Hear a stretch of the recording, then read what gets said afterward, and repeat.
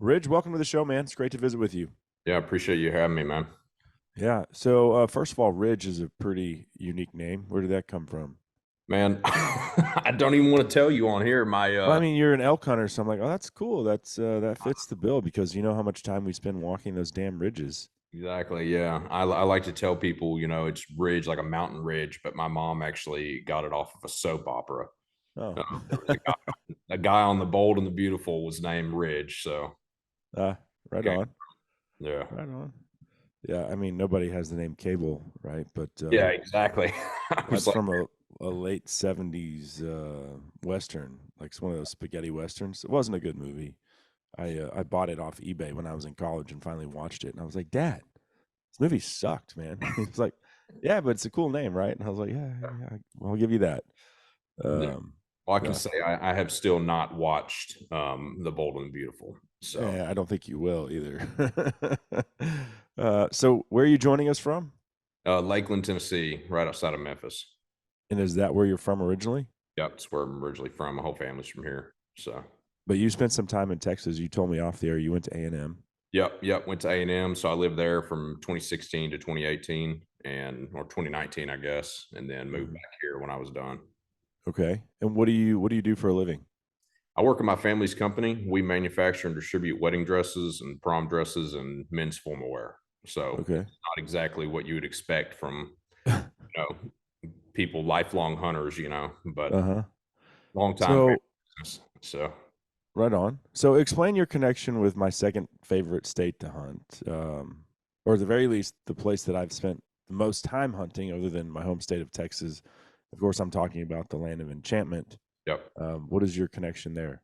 Yeah, so my family is also in the horse business. We raise and breed cutting horses, and Uh-huh. that's where my sister lives in Weatherford, Texas, and we have a ranch there.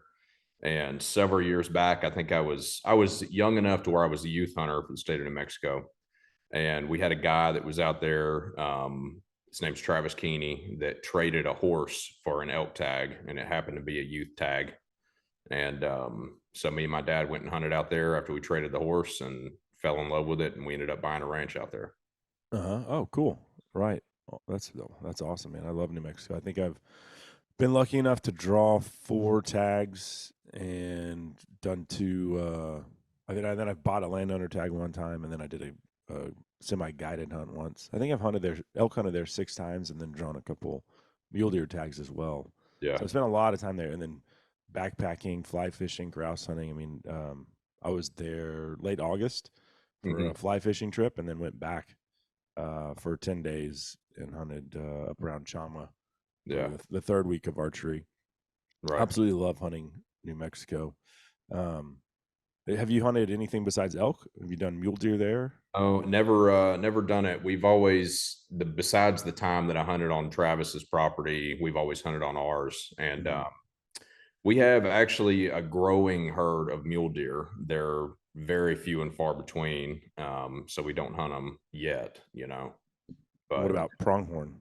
never hunted a pronghorn. I've had the plenty of opportunities, to kill them just being out there, but I've never hunted them personally. So they are on your property though. Oh yeah, yeah. There's a lot of them. Yeah, so we're Huh. our property is like the tail end of the St. Augustine Plains. Uh-huh. So there's a ton of pronghorn So out like, um, what logistically? I was in 51, there. Yeah, and we're uh, you're in 17. 17. Okay, right on, right on. So have you thought about, and this is just because of what's going on in Colorado, and it makes me concerned for New Mexico Yeah. because they're dumping these wolves in Oh yeah. Colorado. It's a terrible decision, but they let all the morons in Boulder and Denver smoke themselves retarded. And I have nothing against marijuana; like smoke it if you want to. I could care less. But clearly, there's this there's this connection. You look at California. Okay, well, these places where marijuana is extremely prevalent and people flock to these states for that lifestyle, they tend to lean way left on wildlife management. And so you let the general population of Colorado vote on a ballot initiative to reintroduce wolves. Okay, well, that's Colorado. Well, guess whose neighbor they are? New Mexico. What happens when these wolves start coming into New Mexico?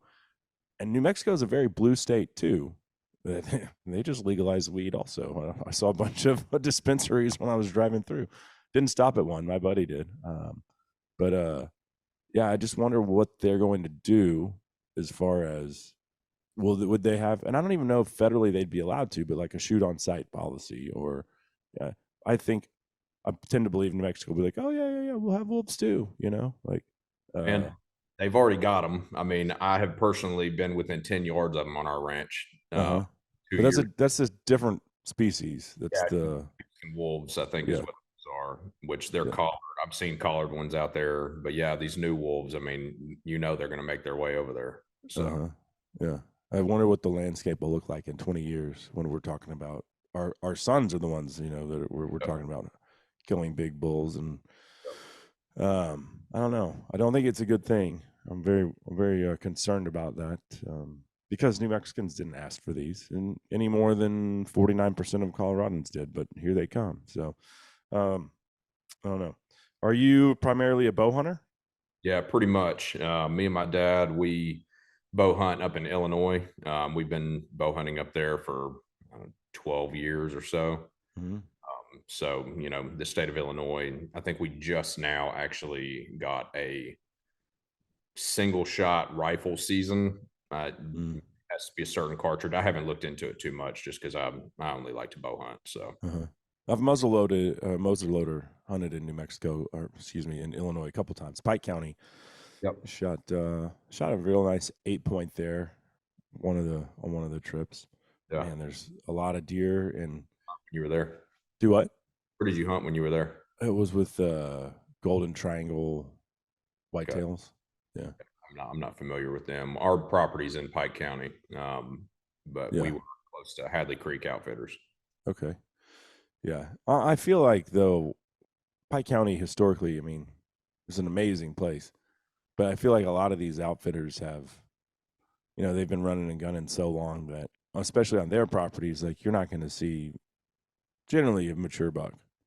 Yeah, when somebody saves up for years, has been trying to come and hunt somewhere for years, they're going to shoot a smaller, younger deer. I mean, you can't blame them. Mm. These guys that hunt in different places where they've never seen a deer that's 140 inches, they're going to shoot a 140. Yeah, for sure. They're going to love it, and it's awesome. Like, you got to be happy for them, but for the population of the deer there, it hurts them. Yeah. Yeah. Okay, so you're a big whitetail hunter as well. Have you taken some nice bulls previously with your bow? No, it's my first one. The first bull you've ever killed with your bow? Yeah, first bull with a bow. I've shot 2 with a rifle and now 1 with a bow. Oh wow, Yeah. that's awesome. So, I didn't realize that. That's pretty cool. Yeah. So your place butts up next to public land? Yep. So, New Mexico has the deeded acres and then the state land that's on the front side of our property. And then the very back side of our property where I killed that bull is Cibola National Forest. All right. So, and this, just to kind of put this into perspective, how big is your property? Yeah, it's right at 40,000 acres. Okay. And then, I mean, I don't know. I have a weird thought process on public and private land and elk hunting, because I've done a couple of guided hunts and didn't really care for them. And it wasn't because the hunting was bad. It was because the hunting ended at 9 a.m. every day and then picked back up at 5 p.m. And I'm like, well, what are we doing? The elk that I've killed on public land have been at noon. Right. Find a bull that's in his bed and get him fired up and go in there and kill him. Mm-hmm. And they're like, well, we don't want to push the elk onto the public. And I'm like, okay. I mean, I understand, but I don't like it. So what is your philosophy? I mean, 40,000 acres is a big tract of land. Yeah. But do you actually go in there and call, or are you concerned about pushing the elk, or what do you do? And we do both. Actually, the state hunters are our best friends on the front side of our property because they inevitably end up blowing all the elk into our private. Mm-hmm. So, but I mean, we do non-guided. I mean, we have our friends from New Mexico that come out there and hunt with us. But I mean, we do the same thing anybody else would do. We walk in, we glass, we call everything. So, Hmm. buddy that was with us on that trip, that's what we did. We stalked up on a bull and we called him, and he actually got out of his bed and he snuck up within, I think he was 15 yards of him and shot him. Yeah, So, that's the yeah, best, dude. that Yeah. was, So, so yeah, it is weird though, the dynamics between public and private, and how do you want to hunt them? And if it's a smaller place, some of the places we hunted were, drive there and then get out, and you find out it's a 600-acre yeah, little, little ranch. Well, I mean, that's a nice piece of property, but not very big for when you're talking about an elk herd. Um, but anyway, so what? Let's talk about a little bit about the history of this particular bull that you shot. When did you first become aware of this animal? 2 years ago was the first time I saw him. Uh-huh. And I had him at 40 yards 2 years ago and couldn't get a shot on him because there was a cow like 5 steps off my side. Hmm. I was hunting out of a box blind. I was hunting over water just because of the time of year. It was just, Yeah. what we were doing. And yeah, I got to watch him walk away from me, and then got to watch him again at 250 yards that same hunt for a while, just grazing right out in the open, just by himself, Huh. and watched him walk off into the trees. So So that's obviously you're hunting water. That's early September. He doesn't have cows with him. Uh-huh. And did you ever get any trail camera images of this yeah, bull?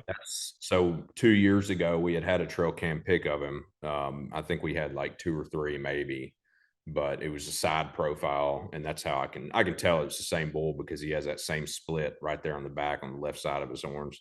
It's Uh-huh. just a couple inches bigger than it was 2 years ago, but So he was a monster then. yeah, he was 400 then. I mean, he was a monster, Yeah. and seeing him in person and being like, oh, you know, hurt to watch him walk away, but it was Yeah, amazing to see him though, regardless. So for sure. For sure. And then 2022, he maybe was MIA. there was water. The water situation was so weird on the ranch. I think that it had rained so much up top, and there was a couple other factors, with the guy that was managing our ranch at the time. Um, Big lawsuit issues with him right now, Hmm. because he's selling hunts without us knowing. So Oh, there was wow. a lot of pressure on our ranch that we didn't know about, and the elk just weren't there. So 40,000 acres, and this guy pushed them all back onto the this guy, public. man, I don't even want to go into it. This guy was insane. So Oh my gosh. So this bull was back in the national forest. yep. So actually, and 2 years ago when I'd seen him, like a little, like right after I had seen him, grazing out there in the meadow. I don't know how many days afterward, but a guy that we're friends with over there actually glassed him from the mountain and watched him go back up into the Cibola. Okay. Watched him go from our property and just cross right back up in the mountain. Hmm. So he had to have some kind of hole up there that he was living in, that he was hidden away from all the hunters up there. I'm predicting it's a saddle on a north facing slope where probably if it's a big bull like that, he's got a funnel where whether the wind's blowing up or down or wherever it's going to swirl and it's going to go right to him. I had this, I don't know how big the bull was, but it was the most gnarly bugle we had on our trip. And we get the wind right and we're sneaking in there, and the bulls, I mean, he can't be 60 yards away, but you're in the deep timber, dark timber, and we can't see him, but he's in his bed bugling. Get the wind right, and then it swirls, and it's like, jeez. And then he's just quiet. That's the way it goes. But that bull had a hell hole, and he was smart, and he knew, like, regardless of what the wind was doing, it was going to funnel right into this little pinch point where he called home. So imagine that bull lived somewhere similar. The big ones always tend to. Yep. But so okay, so you didn't see him at all last year, but did you hear of anyone seeing him, or I mean, if he would have been shot, you'd have probably heard about, Yeah, like, you would have heard about it. I didn't hear of anyone seeing him. I mean, yeah, I didn't hear of anything. I didn't even elk hunt that year. We didn't even go out there just because there was no bulls on the property. So right. That's terrible. But it just goes to show you can run them off of the. Yeah. Maybe there is something to those outfitters that are like, well, we don't want to push them back onto the public, but I don't know. I mean, even this year when we were out there, there just was not near as many cows that were on our property that we normally see, mhm, up on the south side of the ranch, which is the front part of it from the road, like that's butts up to the public. I mean, we normally can go up there in glass and just see just elk just scattered all throughout there. It's kind of like a rolling hills situation, and I bet we saw 10 or 12 elk there the whole time we were there, which is very non-characteristic for that part of the ranch. mhm. So So how far back into the property were you hunting when you actually saw the bull this time? he was from the road. I would have to show you. It'd be easier to show you on Onyx, but he was probably 2 or 3 miles from our headquarters. But I mean, it was at the far back side of the ranch, so it's So probably. you think he was living in there? I think he's living in the Cibola, and then he would come down for the cows, Uh, that yeah. were right in that area. And there's just one part that is like right at our fence line that is just like thick, thick, thick. And I think that he was living up in there and just Uh, going back and forth to water. okay. And so did you, I guess, get trail camera photos of him? Yeah, we had trail cam pics of him this year on the water that I killed him on. And he always had a group of 10 or 12 cows with him. He never left that group. And what time of the month of September was this? We got. I'd have to look at my deal, but I killed him on the 21st. So, but No, he had. that's We had uh, pictures of with that group of cows. I mean, a couple weeks before that. So, mhm. That's when I was there, and the big bulls all had cows with them yeah. by then. Um, Satellite bulls were pretty responsive to calling, and the big bulls would respond. Mhm. But I mean, there was one bull that we messed with 3 or 4 different times, and he'd bugle back at you, but the bugle meant time to leave, and he was just rounding up the cows, and then bye. So he had figured us out, like whether he'd seen us or some of these bulls, they don't want to fight. If you've got 10 cows with you, they want Yeah. to get away from the competition, Right. and whether they knew we were people or another bull, the result was the same. He was bouncing and taking his ladies with him. So you got trail camera pictures of him. I'm sure that was like freaking Christmas Day seeing those. Yeah, and we thought he was an 8x7 in the trail cam pics. We couldn't tell. So that was an awesome shock when we walked up on him. To see he was an 8x8. Uh, Yeah, and we knew he was. I mean, saw the pictures of him. Was like, good gosh, like what are the chances? That he's back. yeah. So That's he's freaking definitely a awesome. creature of habit. Uh-huh. Yeah.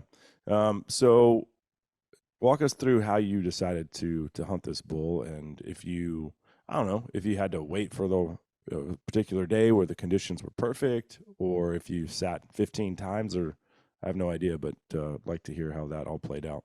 Yeah, so obviously I'd use the same tactic that we would use in Illinois. And if we have trail cam pics of a buck, then we need to go sit that spot, the wind being Mhm. right, sit that spot.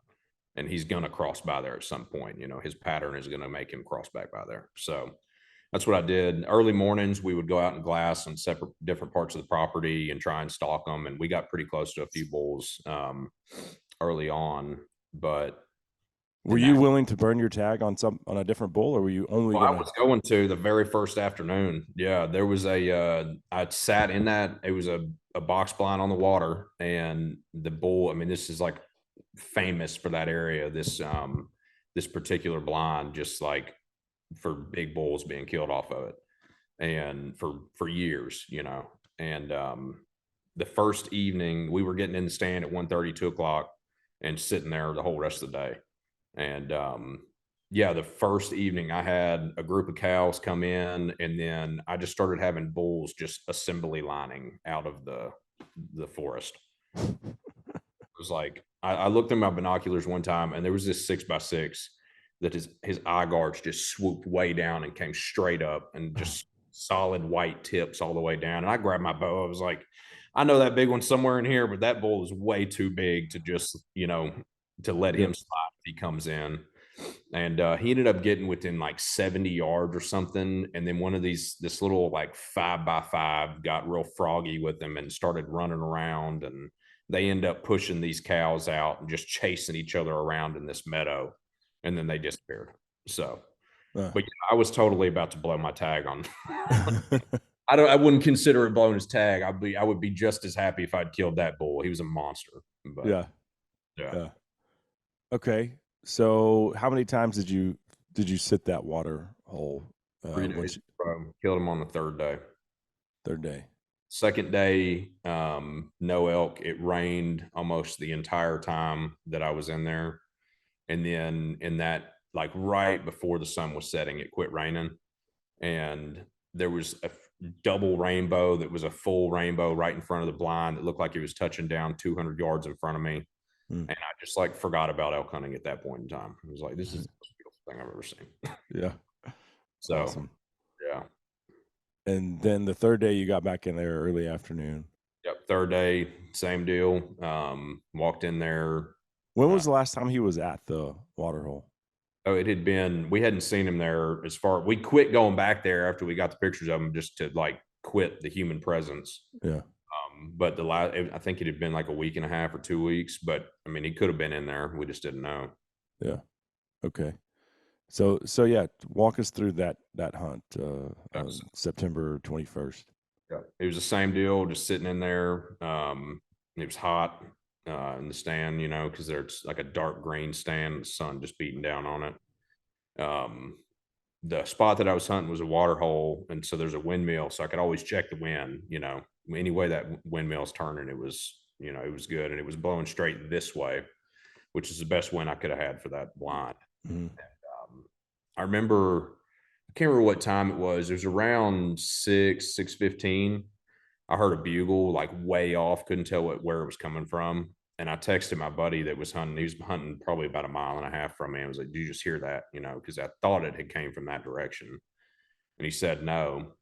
And then a few minutes later, I heard it again, and it was closer. And then I heard it again, and it was closer. And then that next time I heard it, I was like, this bull is like got to be super close to me. So I start looking around, and I like lean forward, and there's a cow. I didn't realize she was in there, but there was a cow sitting like right at the windmill, and the windmill is probably 50 yards from me. Mm-hmm. I was like, all right, well, this bull has got to be in here because he's got to be with this cow. And I looked through the way the windows work, their windows are about like a foot tall, and it's a bow hunting stand. So there's 3 windows. It's like a flat wall and then 2 angled ones. It's called a shadow hunter, if you're familiar with those. But I had one of the windows cracked just like a very little bit, just to keep all the light behind me, you know, dark.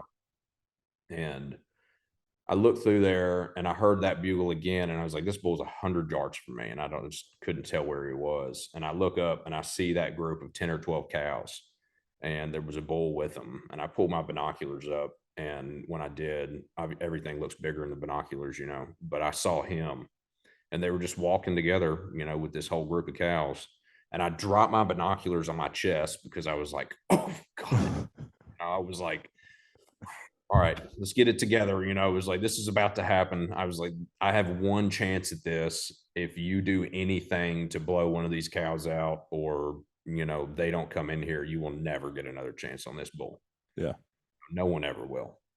So I grabbed my bow and set it on my knee, and the cows, I mean, it felt like seconds. I don't know how long it actually was, but they were all in there at one time, and he was standing behind them, you know, because he had herded them in there.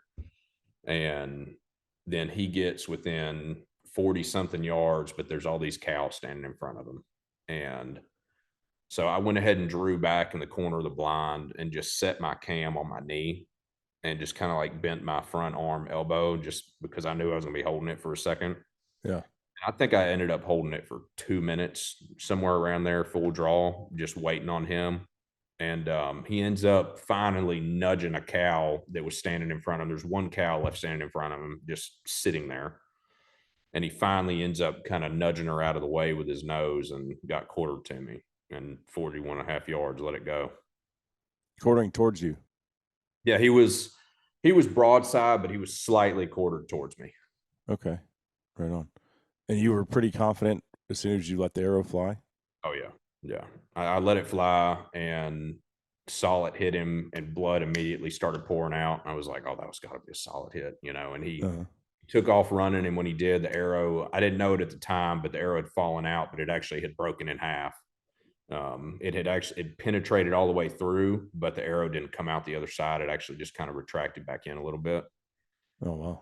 It broke in, and I saw that Luminox shining on the ground. Uh, And then and he ran 80 yards and did that thing where they kind of bow up when he was standing there. His cows didn't leave. They kind of spooked for a second, but then they came back into the water. And so he stood there and turned around and immediately faced them. And then he started staggering a little bit, and he bedded down, and he had his head up, and he just kept moving his head. And I knew it had been a solid hit because yeah. he had stopped, and he ended up getting back up. And in this time, when I was drawn back and shooting, I was laser focused. My heart was pounding like crazy, but I was laser focused. And then the second I let the arrow go, my hands are just like, I can't control myself. I'm Uh-huh. out hyperventilating, like cussing, like, just it was nuts. And then he ends up bedding down, and then he stood back up, and I was like, oh God, he's standing back. I was like, if I lose sight of this bull, if he walks over the side of this hill, I'm going to lose my mind. Uh-huh. And he ends up turning around, and I can see where I hit him at that point in time.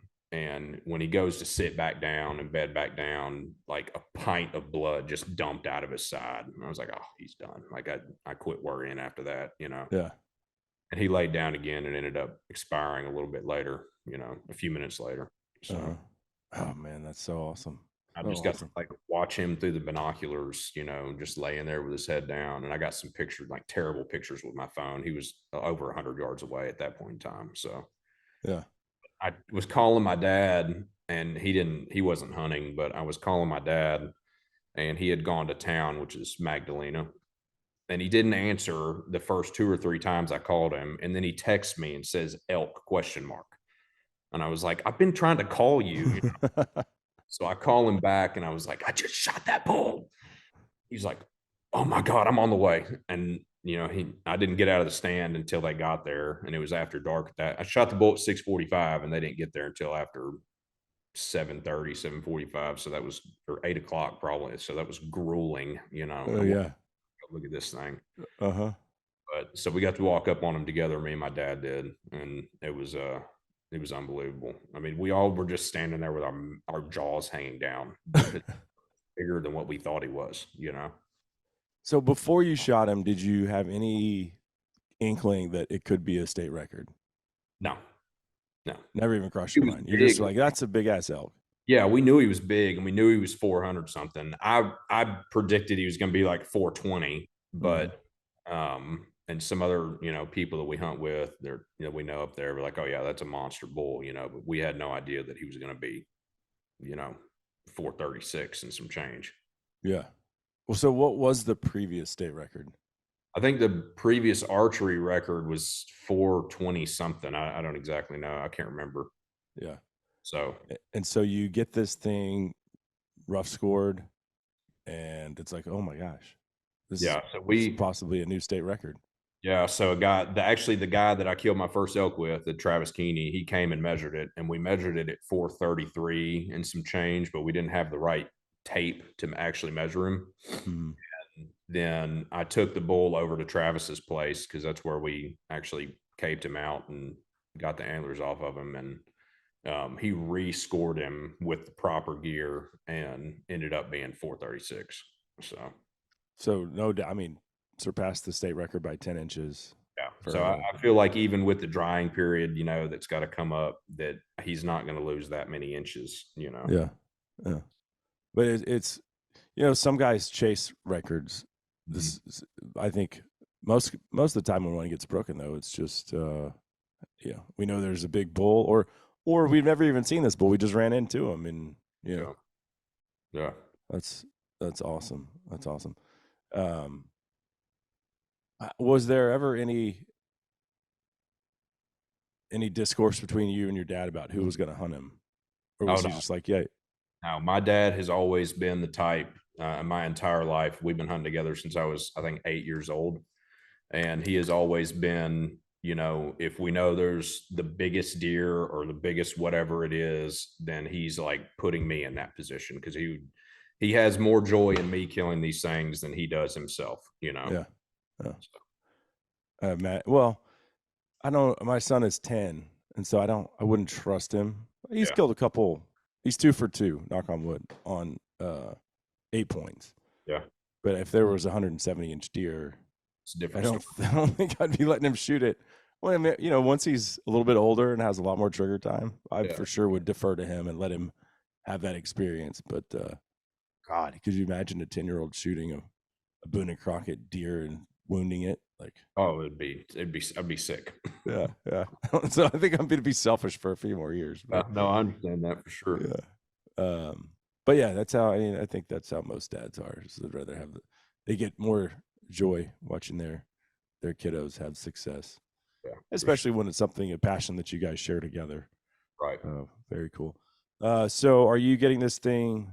I mean, I don't know, a full body size elk would be a massive display, or are you getting a shoulder mount? No, he's gonna be pedestal mounted. Oh, Yeah, he's awesome. gonna be pedestal mounted for sure. Yeah. Don't That is know too cool. where I'm gonna put him, but you know, I'll sell some furniture to put him in the house. Right on. Man, well, what a cool experience. Like I said, I have a lot of history with New Mexico, and I think it was maybe it was Outdoor Life. Was it Outdoor Life or Field and Stream that first reached out to you?